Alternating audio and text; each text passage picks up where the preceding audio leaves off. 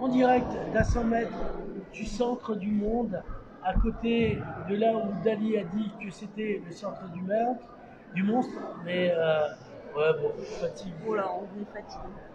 Avec Émilie Dumas, et vous la reconnaissez, on l'a déjà vue dans un bar à Polar avec François Sanchez, mais on n'a pas pu se consacrer à elle totalement, donc qui es-tu, Émilie Dumas? Non, donc tu es peintre. Je suis peintre, ouais. Tu es restauratrice, de tableaux. Tu cherches des gens dans la restauration, mais pas celle-là. Ouais. Et donc, tu exposes à Ercas le 5e, ce que vient de nous dire. C'était le 7e, non? C'est pas le elle 7e. m'a dit 5. Ah, je sais pas, j'ai un doute. Bon, bref, tu exposes. Entre 5 et 7. Sur 30 artistes, et toi, tu es où? Moi, je suis à l'entrée du. On ira faire des photos parce que ouais. plus loin, il n'y a plus de 4G, c'est aussi pour ça que tu es là. Ouais, d'accord. Ah, c'est pour ça qu'on n'est pas devant mes.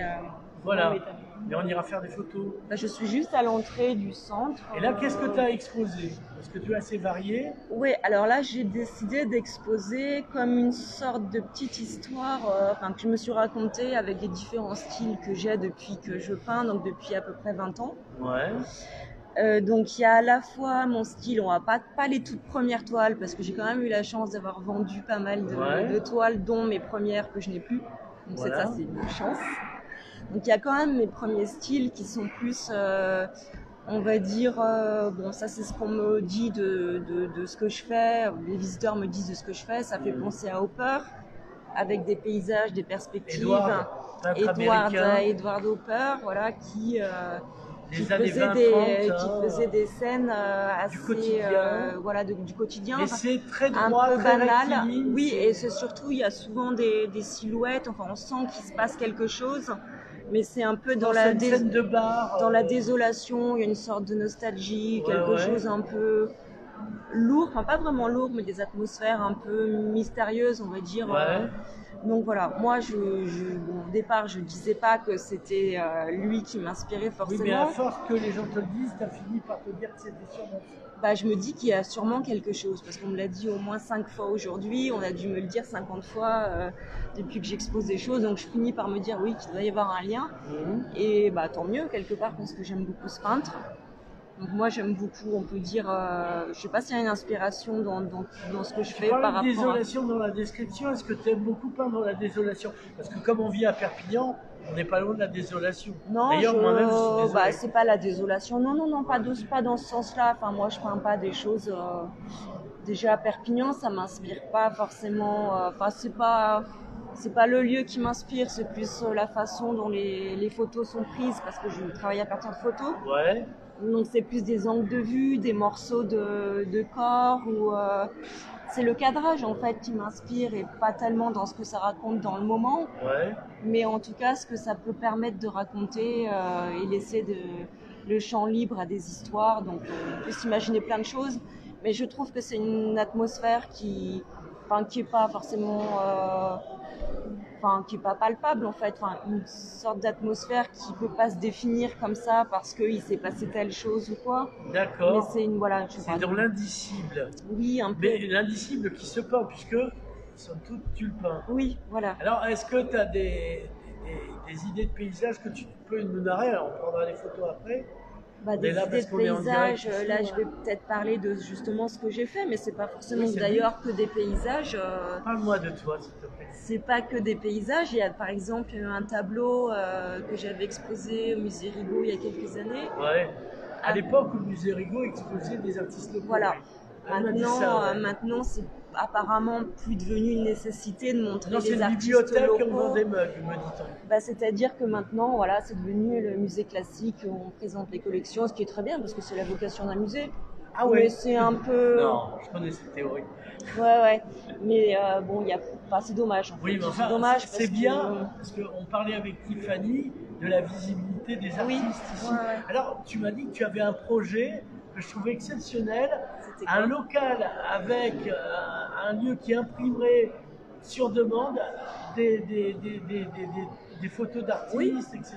Oui, parce que finalement, là, on fait un peu comme dans ce lieu. Bon, ça s'apparente assez à une galerie, à un musée. Ouais. Et c'est vrai que les gens, on sent que ça leur plaît et qu'ils aimeraient emporter des bouts de tableaux. Donc nous, on s'efforce des souvenirs, voilà, des sortes de souvenirs. Comme moi, j'aime bien aller dans les boutiques pourquoi de souvenirs. Voir le Louvre à ça, pourquoi pas vous, quoi. Mais voilà, moi j'aime bien. Vous je pense êtes que tout le aussi monde. Bien une momie de Ramsès II. Mais voilà, moi je trouve que ça attire toujours tout le monde. On aime bien avoir une reproduction en fait, donc il faudrait pouvoir étendre ça. Et puis vous, les artistes, ça vous finance parce que c'est pas évident. Ouais, en plus de ça, on a un statut qui tout le nous monde permet reconnaît pas Picasso, Émilie Dumas, Alexandre, ton père est connu, pas toi. Bah non, moi je suis pas connue, je le serai peut-être pas, ou peut-être, je ne sais rien. Non, mais au moins tu en enlises tout des cas, semences. tout de suite, c'est difficile, ouais, donc c'est pas faute de faire, de travailler vraiment, d'avoir un parcours artistique et de.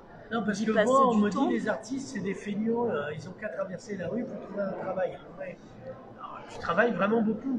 Bah oui, je travaille beaucoup, oui. Combien ça te fait d'heures de travail par semaine? Moi, je les compte plus, puis ça dépend des périodes, mais moi, il y a un moment donné où je me donnais justement pour obligation de remplir un 35 heures par semaine. Je notais tous les jours ce que je faisais, chaque chose, même le temps où je faisais rien mais que je pensais à ce que j'allais faire, ou d'aller acheter des fournitures, ça fait partie du travail. Donc, Et puis après, il faut vendre ton travail, pas se vendre. Ouais.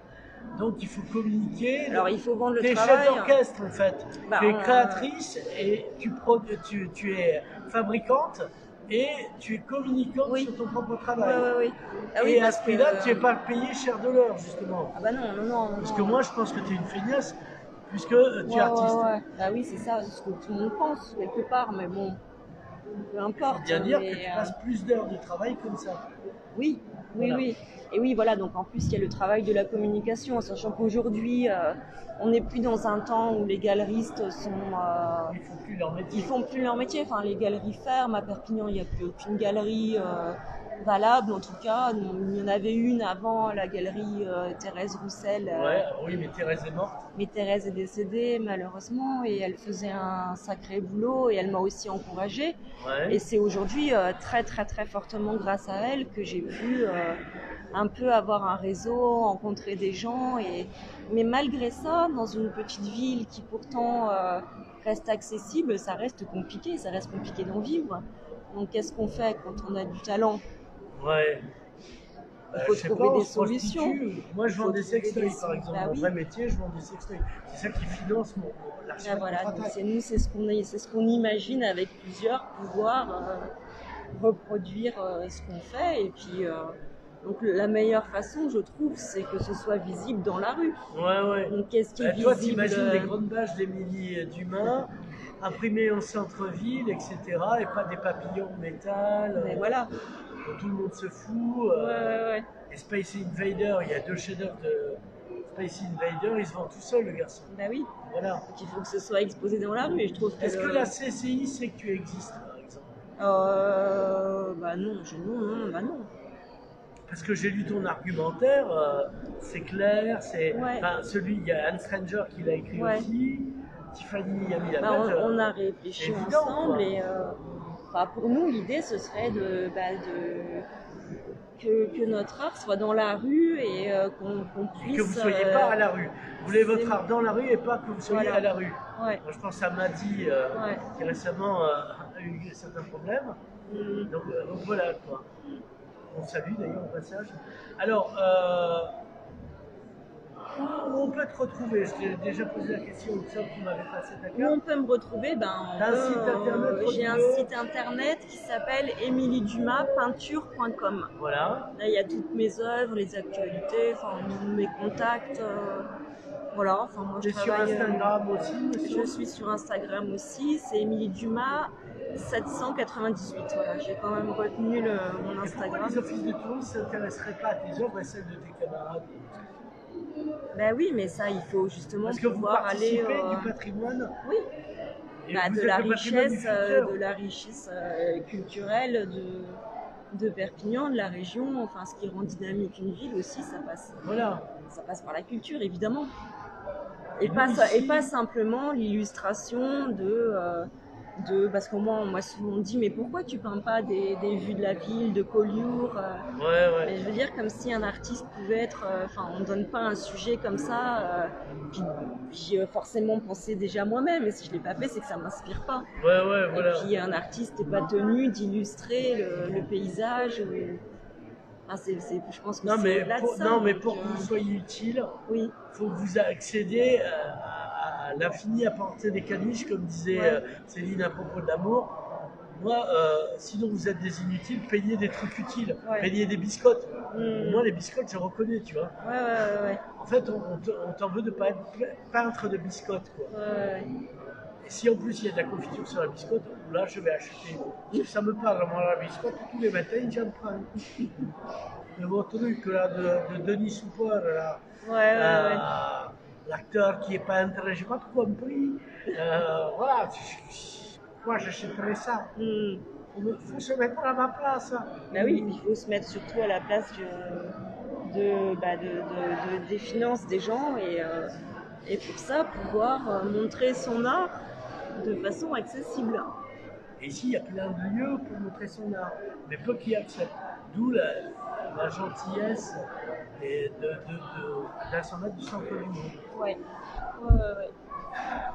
Bon, Émilie, est-ce qu'on a tout dit? Ou est-ce que on n'a pas tout dit, mais je pense que le nom de l'assassin Kennedy, tu le gardes pour toi. Le nom de parce quoi? que je le connais. L'assassin Kennedy. L'assassin Kennedy, mais je sais pas moi. Mais Qu'est-ce que tu veux dire? C'est le moment de dire ce que tu as à dire avant qu'on termine. Qu'est-ce que je pourrais dire? Je sais pas. J'aimerais que la ville elle prenne conscience de la richesse culturelle